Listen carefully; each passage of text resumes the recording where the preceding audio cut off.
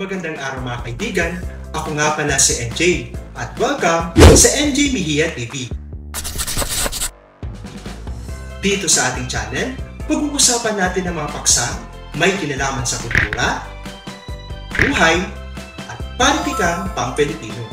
Kaya, kung interesado ka sa mga paksang ito, siguradong magugustuhan mo dito. Huwag na rin kalimutang i-like, share, at mag-subscribe na rin para sa ating channel. Ngayon, simulan na natin ang ating talakayan. Tara, samahan niyo ako.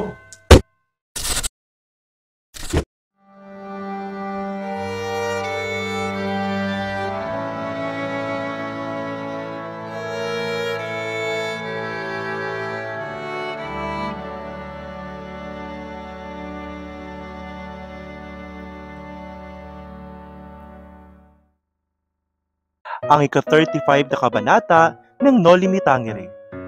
Reaksyon.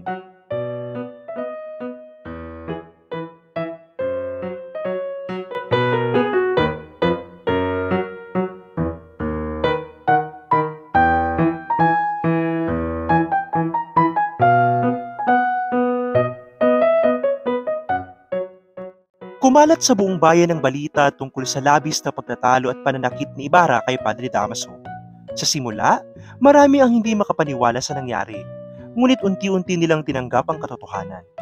Ang ilan ay nagkamali sa pag-aakala na patay na ang pari, habang iba ay nagbibigay ng kani-kanilang kuro-kuro, mailan ding nagtatalo kung tama o mali ang ginawa ni Ibarra. Pinag-usapan sa mga kabataan ang eksaktong nangyari, pagkakagulo ni Padre Damaso sa isang mistisong Kastila sa sakristiya at ang suntukan nila na nauwi sa pananakit ng pari.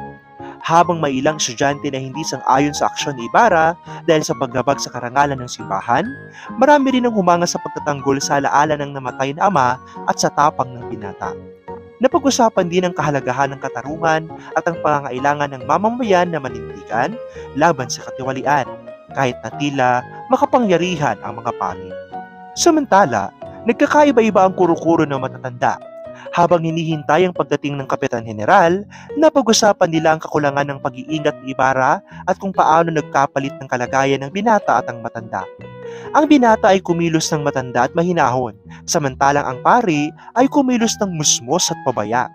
Mailan na nag-aalinlangan kung paano maipagtatanggol ang kabutihan sa isang lipunang natatakot at nagkakawatak-watak.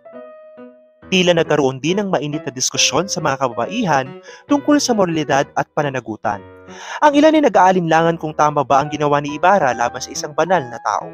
Ngunit paninindigan nila na mas banal at mas mahalaga ang alaala ng isang mabuting ama kaysa sa karangalan ng pari, lalo na't si Padre Damaso ay hindi tunay na banal sa kanilang pananaw.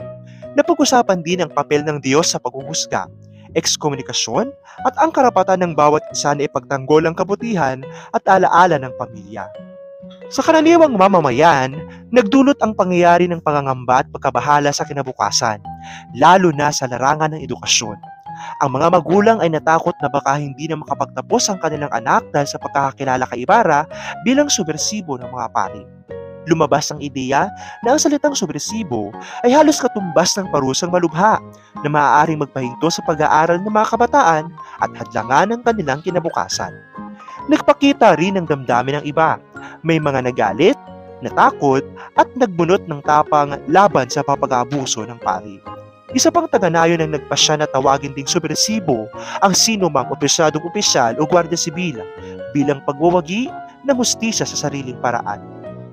Sa kabuuan, ipinakita ng kabanatang ito ang malakas at magkakaibang reaksyon ng lipunan sa ginawa ni Ibarra, mula sa pagkabigla, pag-alaala sa edukasyon at katarungan, pagkilala sa tapang at karangalan ng pamilya, hanggang sa pag-aalangan at takot sa kapangyarihan ng simbahan. Ipinapakita rin ang tensyon sa pagitan ng moralidad, batas, at pananagutan sa lipunan, at kung paano ang aksyon ng isang tao ay maaaring magdulot ng malalim na epekto sa buong bayan.